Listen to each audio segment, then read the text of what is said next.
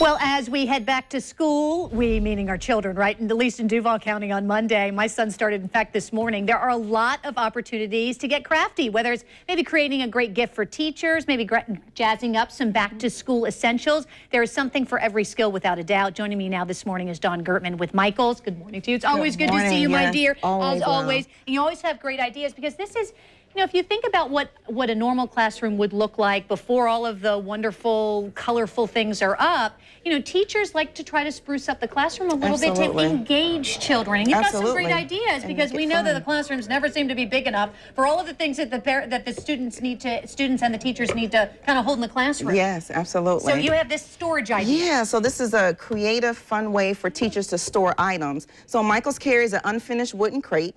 This was spray painted inside with the Krylon spray paint, and on the outside we used the yellow acrylic paint to put the yellow on it.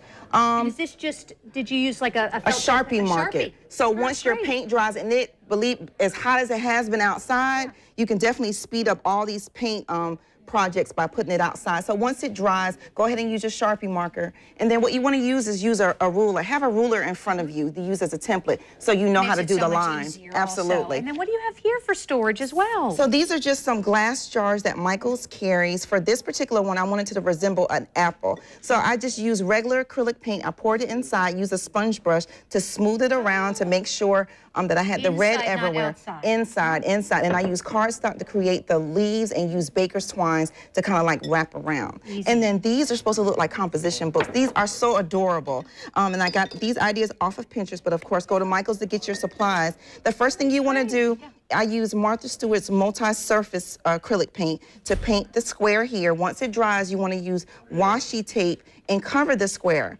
And then once that dries, you want to go ahead and paint it with just regular black acrylic paint, and then use a fan brush. And that's how I got the white. Yes. And you want to make sure that you don't like do it like this, but you want to press down like this to create this pattern here. Now, and when we come back, we're going to talk about things that students can do. Try to be creative and also help out mom and dad, like this, for example.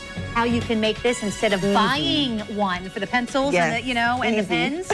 We'll have that when we come back with Dawn.